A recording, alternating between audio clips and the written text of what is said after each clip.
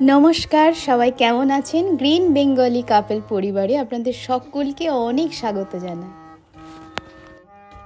আমার সঙ্গীত শিক্ষার হাতে করি আমার বাবার কাছে। তারপর যখন ক্লাস 8-এ পড়ি তখন ভর্তি হই মাস্টারমশাইয়ের কাছে। মাস্টারমশাই বা স্যার কোনোটাই বলে ডাকতাম না, ডাকতাম জেঠু বলে। জেঠু এবং বড়মার কাছে যে স্নেহ পেয়েছি তা সত্যিই অবর্ণনীয়। প্রতি রবিবার আসতাম এই বাড়িতে, সারা দিনমান গানের কোলাহলেই কেটে যেত। আজ আবার সেই পথে এসেছি জেঠুর সাথে দেখা করতে।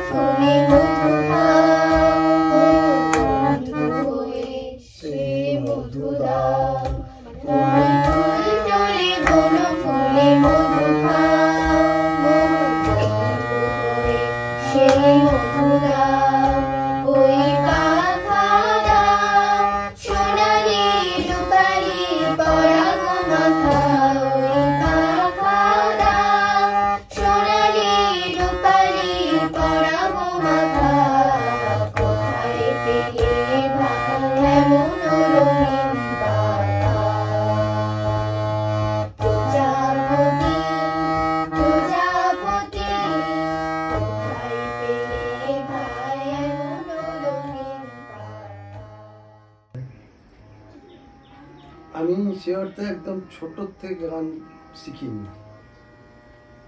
আমার ছোট থেকে এম ছিল আমি ভালো প্লেয়ার হব, ফুটবল প্লেয়ার, এবং চুনি গোস্বামী আমার আদর্শ প্লেয়ার ছিলেন। তো যাই হোক, সে হয়ে ওঠেনি। পরবর্তীকালে ভলিবল খেলতাম, সেটাও আমি অনেক জায়গায় কলকাতা পর্যন্ত ঘুরেছি, কিছু হয়নি। দিয়ে আমি বিকম পাস করার পর 1973 সালে বিকম পাস করেছি। তারপর 2 বছর পর থেকে গান শুরু করেছি, একদম সারে গান। প্রথম শুরু আমার বাবা এবং জ্যাঠামশাই, আমার জ্যাঠামশাই নাকি, আমি চোখে দেখিনি, মায়েদের বা জ্যাঠাইমাদের নিতে শুনেছি। বাবারাও নাকি গান টান শিখেছিল অল্প দিন। রাধাকান্তপুর থেকে, এখান থেকে 3-4 কিলোমিটার দূরে একটা গ্রাম রাধাকান্তপুর, ওখান থেকে মাস্টারমশাই আসতেন।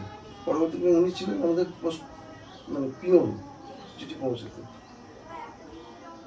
এগুলো একটা হারমোনিয়াম ছিল, পুরোনো হারমোনিয়াম, এক বেজো, আগেকার দিনের হারমোনিয়াম, ওইটা থেকে শুরু করেছি। 1973 সালে আমার গান শেখাটা শুরু হলো। আমার বাবার গলা খুব ভালো ছিল, খুব সুন্দর সুরেলা গলা ছিল। বাবার ছোট্ট থেকে আমার ওই হরিনাম টরিনাম বাবার করতেন, সেটা শুনে আমার, এবং আমার মামা বাড়িতে বড় মামা মেজমামারাও গান শিখতো, সেই জন্য আমার গানটা ভালো লাগতো। কিন্তু আমার এম ছিল আমি প্লেয়ার হব, আমি গান এইভাবে শিখবো, বা আমি এই যে আমি এখন গান শেখাচ্ছি, এটা কিন্তু আমার কাছে একটা ট্র্যাজেডি। কারণ গান শিখে আমার পয়সা নিতে হয়, আমি বেকার, আমার সংসার চালাতে হয়। কিন্তু এটা আমার কাছে, আমার মনে হয় আমার এটা সব থেকে জীবনের ট্র্যাজেডি। যাই হোক, তো আমাদের গ্রামের একজন, তার নাম কাশি বলে একজন ছেলে, ও গান শিখত, আর আমরা খেলার মাঠে খেলা করতাম। তো ওকে আমি বলতাম, এই কাশি, তুই বিকেলবেলা গান খেলতে আসতে পারিস না? তুই ওই হ্যাঁ করে গান করিস সব।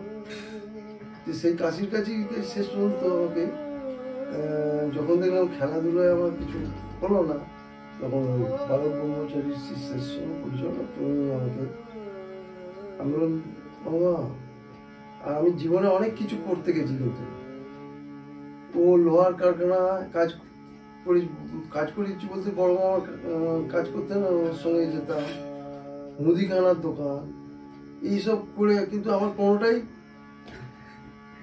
ভালো লাগেনি কাজ। পরবর্তীকালে ওই ওই ভদ্রলোকের সঙ্গে রাত্রিবেলা আমার ছোট মা একটা ইয়ে করেছিল, মুদিখানার দোকান, ওইখানে আমি থাকতাম, আমাকে মাসে 100 টাকা দিত। 2 মাস ভালো লাগলো, তারপরে এই জন্য আমার জন্ম হয়েছে। দিয়ে ওনার সঙ্গে ওই অনাথ মামা বলতাম, ওনাকে বললাম, আচ্ছা মামা খেলাধুলো তো বলছে না, খেলাধুলো আর এই যে তোমার বয়স হয়েছে এর মধ্যে যদি তুমি নাম করতে পারতে তাহলে হতো। তো তারপর তাহলে গান শিখলে, বলে হ্যাঁ গানটা শেখো, খুব ভালো ছিল।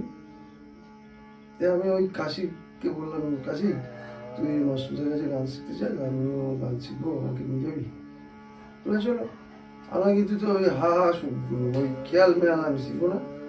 মান্নাদের গানগুলো আমি কলেজে কমন রুমে প্রায় আমাদের আড্ডা হতো। তারপরে আমি নাইট কলেজে পড়তাম, রাজ কলেজ বর্ধমান, ওখান থেকে ফিরতাম লাস্ট লোকাল। তো তখন অন্য প্যাসেঞ্জারদের আমাদের এখানে উঠতে দিতাম না, আমাদের কম্পার্টমেন্টে। আমি ওই গান করতাম, ওরা সব বন্ধুরা চেয়ার বাজাতো, লোকাল ট্রেনে গায়েতে বাজালেও আওয়াজ আছে, এইসব করতো। তো আমি বললাম যে মান্নাদের গান গাইবো, ওটা যে একটু একটু হারমোনিয়াম বাজাবো, হারমোনিয়াম বাজিয়ে করতে পারো সেরকম শিখবো। ওই ঠিক আছে, তুমি মাস্টারের কাছে বলবে। আমার প্রথম যিনি গুরু, তার নাম হচ্ছে সত্যনারায়ণ চট্টোপাধ্যায়। তো ওই মাস্টারের কাছে নিয়ে গেল। তো উনি যখন গান শেখাচ্ছেন, বসে বসে শুনছি, উনি প্রায় ঘন্টা ধরে একটা রাত গাইছেন। শুনে টুনে আমি বলি, এই তো মানে এর তো তুলনা নেই, এত ভালো জিনিস।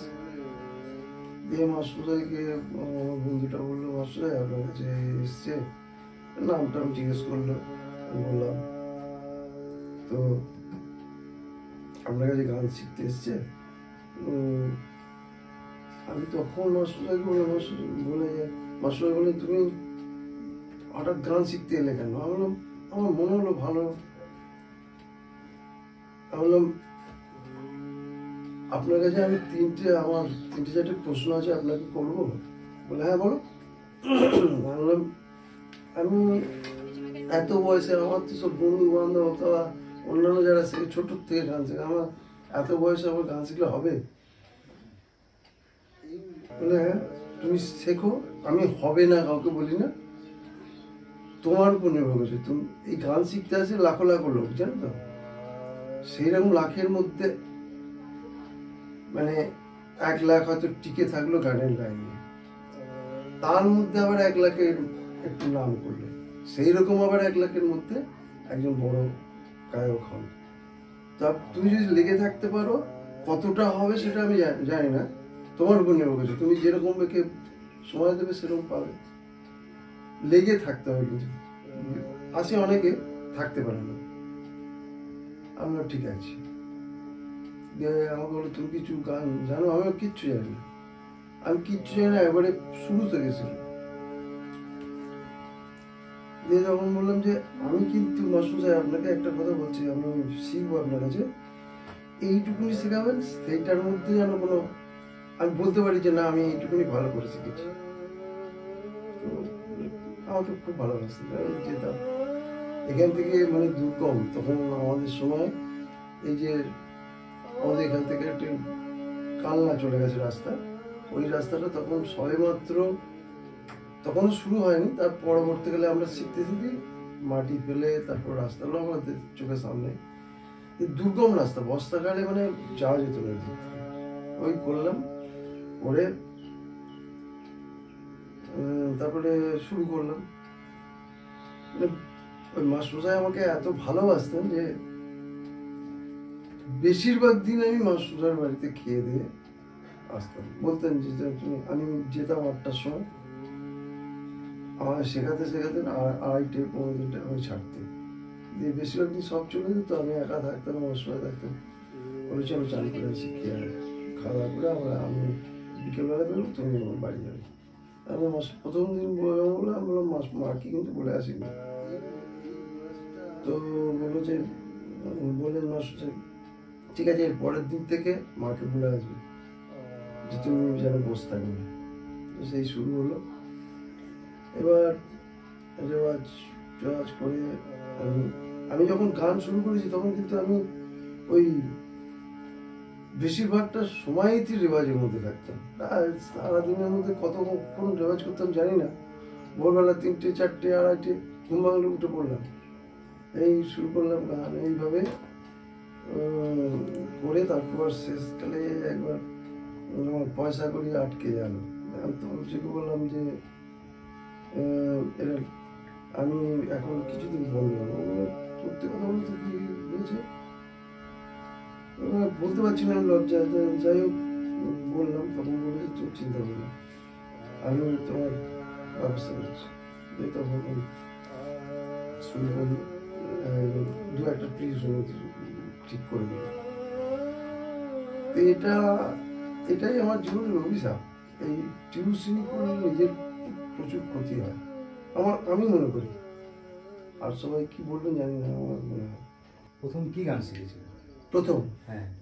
প্রথম মাস্টারমশাই আমাকে দিয়েছিলেন আশাবুড়ি একটা রাগ। তার আগে সারগাম দিয়েছেন, কিছু অলঙ্কার দিয়েছেন, দিয়ে আশাবুড়ি রাগ একটু দিয়েছেন। তো এই রাগের উপর কোনো গান যদি মনে পড়ে? আমি ওই আশাবুড়ি একটু ছোট্ট করে আমি একটু ছোট্ট করে বলে দিচ্ছি। প্রথম দিয়ে একটা বন্দির সামনে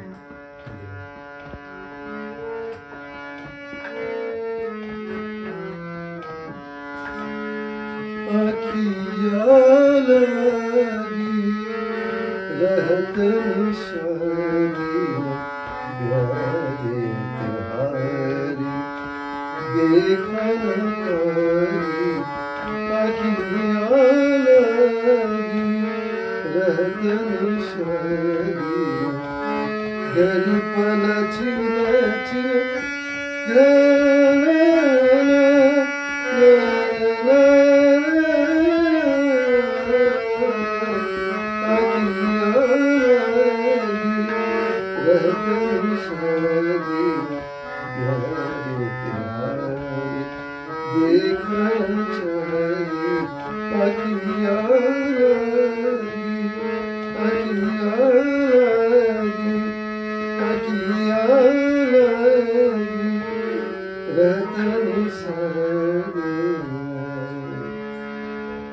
দেখো, সেই অর্থে আমি কিন্তু মাস্টারের কাছে অন্য কোনো রাগ গান আমি শিখতাম না। আমি মাস্টার করেছি, আমি রাগ বেশ আমি ওইগুলোই শিখবো। যাই হোক, আমি কিছুদিন পর দেখলাম, জানি না আমি কী করে করতাম, অন্য ছেলেমেয়েরা আমার সঙ্গে যারা শিখতো তারা নজরুলগীতি শিখতো। তো আমি ওই গানগুলো লিখে নিতাম, নিয়ে আমি বাড়িতে এসে তুলে নিতাম। আর আমাদের যে শেখাতে যেত মাস্টাররা একটা টাইম খেতে যেতেন, ওই সময়ে আমি ওই গানটা ওদের কাছ থেকে হারমোনিয়াম নিয়ে গাইতাম, যে মাস্টাররা কানে যাবে, মাস্টাররা আমাকে এসে যাও বকবেন বা কিছু একটা করবেন, তো আমি গানটা গাইতাম। এই মাস্টাররা আসতেন, এসে আমাকে একটা গান দিতেন, আমি এবং আমার দুজনকে মাস্টারের পাল্টে দেন। প্রথম দিন আমি বললাম, মাস্টার আমি পান টান খাই না। মাস্টার ধমক দিয়ে বললেন যে দেখলাম পানের দোকানে পান খাচ্ছ, খাই না, তোমরা বড় হয়ে গেছে, তোমরা তো বড় হলে বন্ধু হয়ে যায় ছেলেরা। তো যাই হোক খেতাম, দিয়ে বলে আচ্ছা তুমি এই গানটা কবে শিখলে? আমি বললাম যে কোথায় শিখলে? আমি বললাম আপনার কাছেই শিখেছি। বলছি না, এই গানটা তো তোমায় শেখায়নি। মানে হ্যাঁ, আপনার কাছে ছাড়া আমি কোথায় আর কোথাও শিখি না, আমি আপনার কাছেই শিখেছি। বাট দেখুন যে তখন ওই তো এদের শেখাচ্ছিলেন। আমাদের সময় মাস্টারই কিন্তু কোনো গানের এখন যেমন নোটেশন দেওয়া হয় সেটা দিতেন না, আমরা শুনে শুনে শিখতাম। উনি গাইতেন না, তার সঙ্গে নোটেশন পরবর্তীকালে আমি শেখাতে গিয়ে তখন আচ্ছা আমি এর মধ্যে আমি যে গুরুর কাছে তালিম পেয়েছি, আমার সৌভাগ্য হয়েছে, তাদের নামগুলো একটু এইভাবে বলে নিব, ঠিক আছে? প্রথম সত্যনারায়ণ চট্টোপাধ্যায়, ওনার কাছে। দ্বিতীয়ত হচ্ছে মেমারিতে একজন হরকুমার চট্টোপাধ্যায় বলে, ওনার কাছেও কিছু শিখেছি। তারপরে চন্দননগরে নলিনীকান্ত চক্রবর্তী, ওনার কাছে শিখেছি। আর ভদ্রেশ্বরে অনিল সরকার বলে মাস্টারের নাম, ওনার কাছেও শিখেছি। এই হচ্ছে আমার শিক্ষাগুরু। আর আমাদের গ্রামের একজন জামাই, উনি আমার গ্রামের সূত্রে জামাইবাবু, উনি ধানবাদে বাড়ি, ওনার নাম হচ্ছে অলোক দত্ত ধানবাদে। ওনার কাছেও কিন্তু আমি গান শিখেছি, উনিও আমাকে কিছু গান শিখিয়েছে। এ হচ্ছে আমার গুরুদের প্রসঙ্গ গেল। আর প্রথম দিককার যে গান শিখেছিলেন তার দু একটা গান যদি কিছু মনে থাকে একটু করে যদি আমাদের শোনান। একটুখানি শোনায়। প্রথম যে গানটা আমার শরীরে ছিল, একটু নজরুলিতে শিখেছিলাম। গানটা আমার শিখতে হয়েছিল কেননা বাড়িতে যেই আসে বলে যে শ্যামল তুই গান শিখছিস, শুনলাম তুই একটা গান শোনা। বিশেষ করে আমাদের এই একজন ডাক্তার, দুজন, ওনার স্বামী হাজব্যান্ড ওয়াইফ ডাক্তার, আমাদের মেয়েবাড়িতে একটু বাড়ি আছে, জয়েন্ট ফ্যামিলি, ওইখানে ওনারা থাকতেন, নার্সিংহোম টার্সিংহোম করেছিলেন, আমাদের বাড়িতে প্রায়ই আসতেন। যে তুই শ্যামল তুই গান শিখছিস, একটা গান শোনা। আমি বললাম কাকিমা আমি গান জানি না, আমি শিখিও নি, আমি শুধু এখন মাস্টারে যা শেখাচ্ছেন সারগাম প্রায়। হ্যাঁ, এতদিন হলো তুই গান শিখিস নি। তখন দেখলাম এই তো মুশকিল ব্যাপার, যেই আসে বলে তুই গান শোনা। তখন আমি ওই বন্ধুদের কাছ থেকে ওই গানটা আমি বললাম, না আমার দুটো একটা তুলতে হবে। তো প্রথম আমি এই গানটা শিখেছিলাম।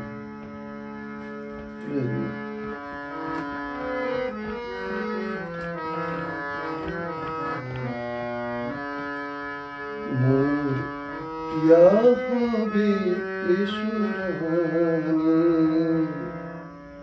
দেব খোপায় মোর প্রিয়া হবে এসুরানি, দেব খোপায় তারার কর্ণে দুলাম তৃতীয়া তিথির চুবিতি চাঁদের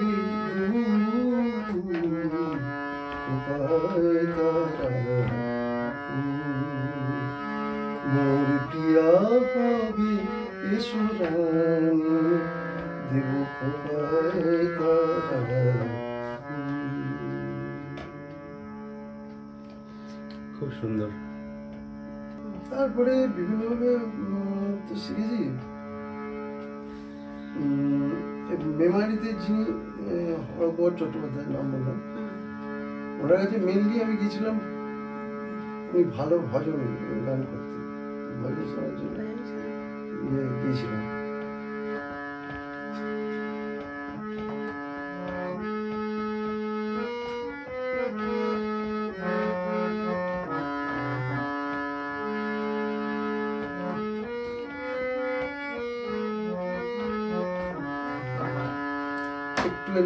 একটা লাইন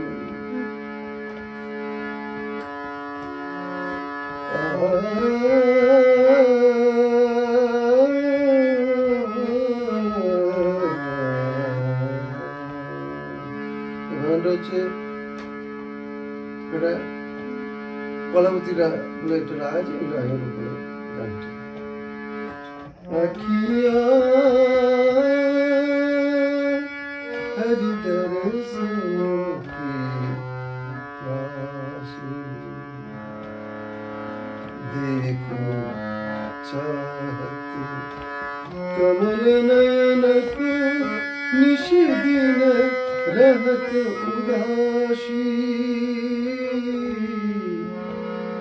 अखिया हरि दर्शन की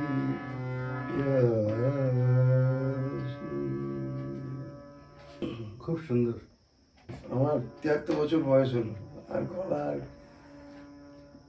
আর কি সুন্দর হয় না, আমরা তো গলাটা শুনছি না, আমরা সেই সময়টাকে মনে করার চেষ্টা করছি যে আপনি যখন ভজন গান শিখেছিলেন। তারপর এই ভজন গানের পর কি গান শিখেছিলেন? ওই তবে চন্দননগরে আমি যে প্রথম মাস্টারমশাই, ওনারই গুরু মাস্টার বললাম তুমি মাস্টারের কাছে যাও, কাছে গেছিলাম। উনি তো রাগ ছাড়া শেখান না, সেই জন্যই আমি ওনার কাছে গেছি। আর তার পরবর্তীকালে অনেক সরকার ওনার কাছে গিয়েছিল। আচ্ছা, তো রাগ শুনতে তো সময় লাগবে। হ্যাঁ, তো আজকে অতটা সময় আমাদের কাছে নেই। তুমি যেই গান শিখবে উদ্দেশ্য করে গান শেখা শুরু করেছিলে মান্না দে, সেখানে বাদ যায় তাই না? ওটাই তো আসল, ওটার জন্যই গান শেখার ইচ্ছা। মান্না দে গানই শুনি আমরা, মান্না দে গান ভালোবেসেই তো গান শেখার ইচ্ছাটা হয়েছিল, তাই না? অবশ্যই। হ্যাঁ,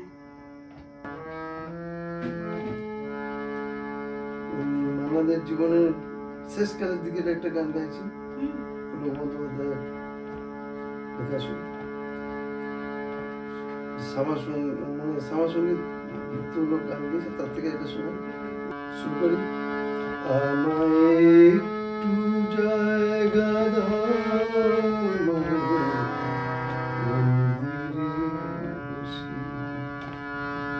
আমি অনাহুত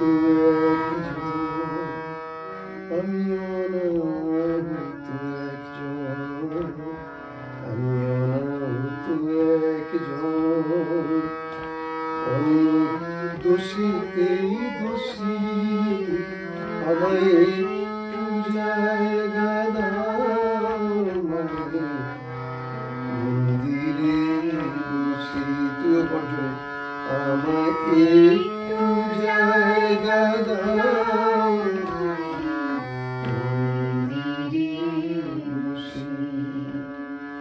আমি অনাহুত একজন, আমি অনাহুত একজন,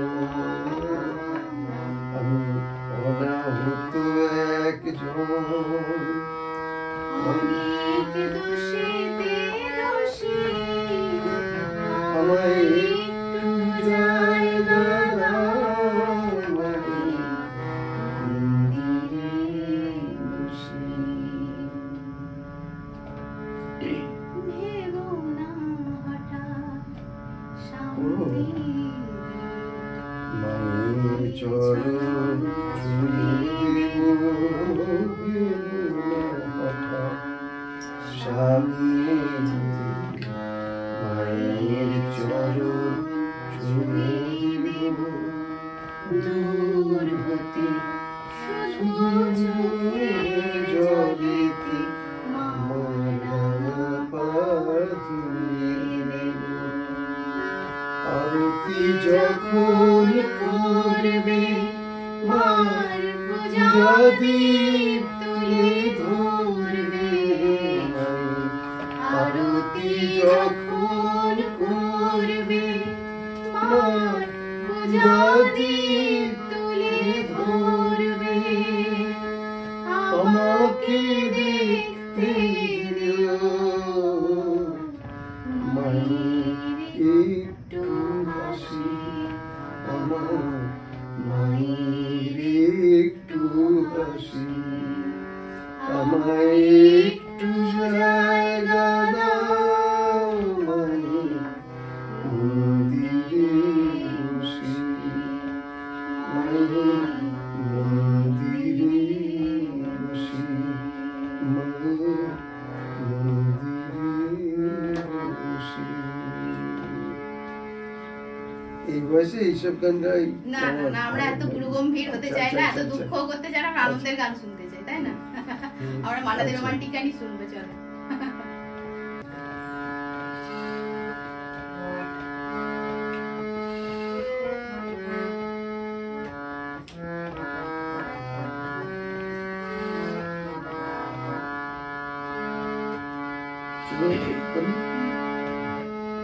আমার না যদি থাকে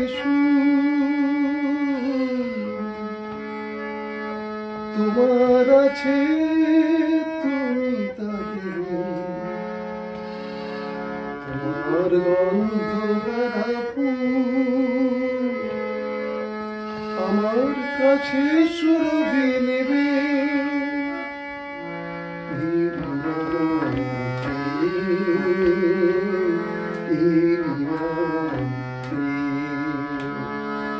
আমার না যদি থাকে সুর আমার আছে তুমি তা দেবে, তোমার গন্ধহারা ফুল আমার কাছে সুরভি নেবে।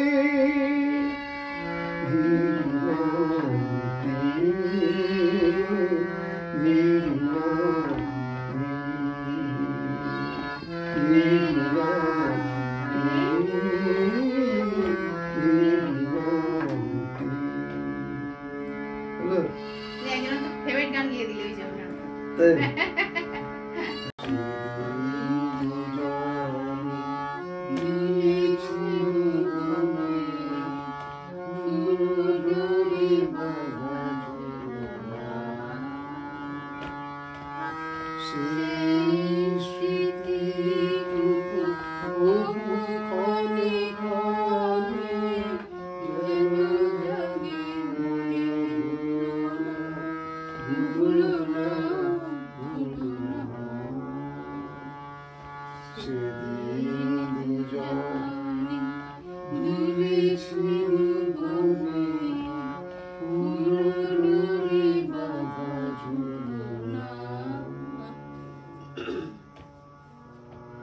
যেতে যেতে পথে পূর্ণিমা রাতে চাঁদ উঠেছিল গগনে,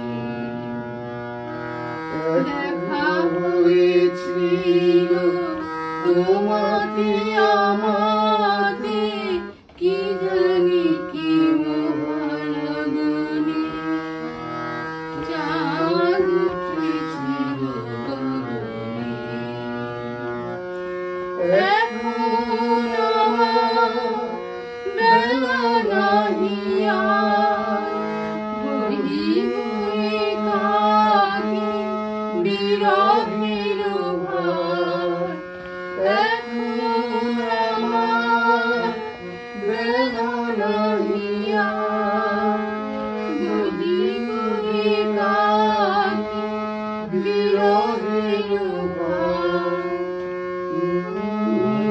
রাখি পরাণে তোমার, সে রাখি ভুলো না ভুলো না ভুলো না ভুলো না।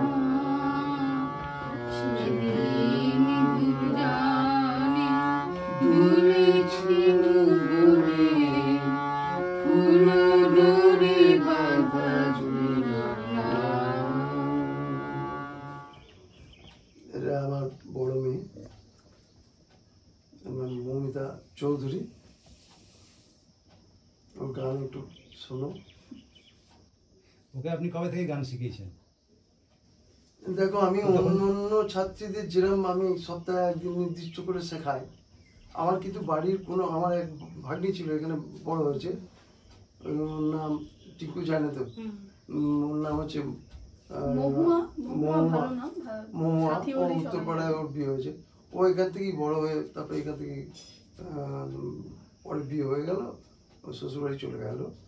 ওকেও আমি কিন্তু এদের সে অর্থে ওই সপ্তাহে একদিন বা 1 ঘন্টা 2 ঘন্টা শেখাতে হবে ওরকমভাবে শেখায়নি। ওরা শুনে শুনে শেখে। এবার আমি হয়তো 10টা 11টায় বাড়ি ফিরলাম, তখন দেখছি ওরা গান করছে, তখন কিন্তু আমি আর জামা ফামাও খুললাম না, ব্যাগটা কোনোরকম রেখে ওই দাঁড়িয়ে দাঁড়িয়ে আমি 1:30 2টো ওই শেখানো, ওদের যেটুকু আমি দেখিয়ে দিলাম, ওই হয়ে গেল শেখানো। এবার ওরা তো দিনরাত শুনছে, আমার কথা হচ্ছে ওরা তো শুনছে, শোনাটা ভীষণ দরকার, গান শুনছে, সেইভাবে আস্তে আস্তে ওরা তৈরি হয়েছে, পড়েছে, যেটুকুনি পেরেছে করেছে, আমিও যেটুকুনি পেরেছি। মৌমিতা, তুমি যে কোনো একটা গান একটু শোনাও আমাদের।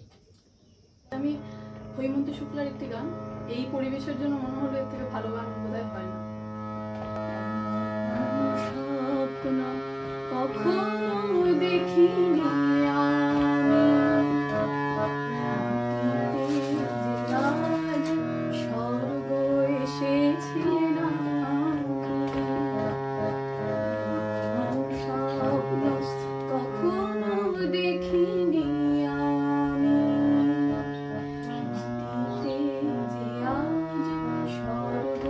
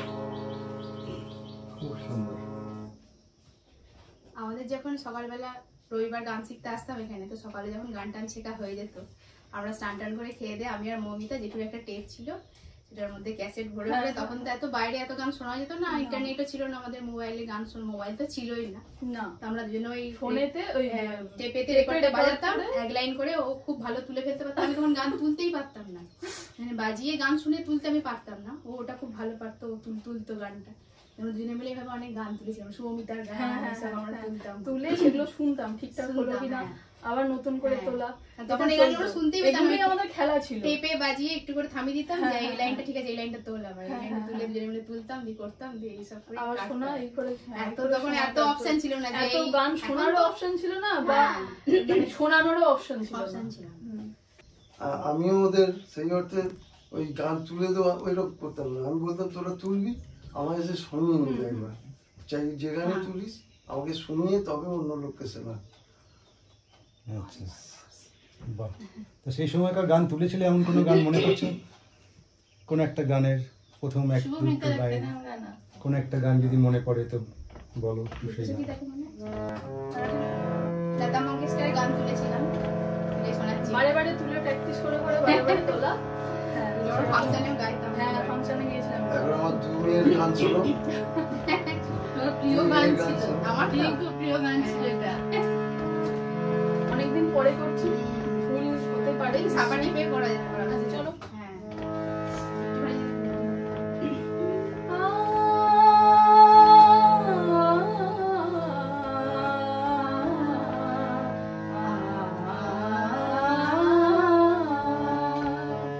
সব লাল পাথরিত চুনি হতে পারে না, সব প্রেম জীবনে মালা পেতে পারে না, পাশাপাশি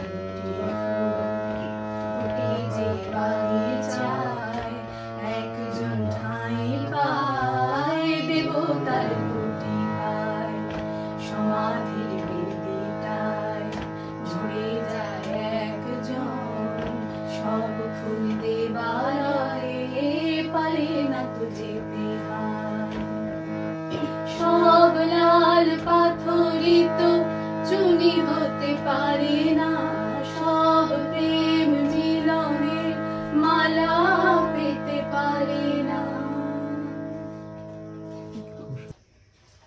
বেশ, তাহলে আর কিছু স্মৃতি মনে পড়ছে?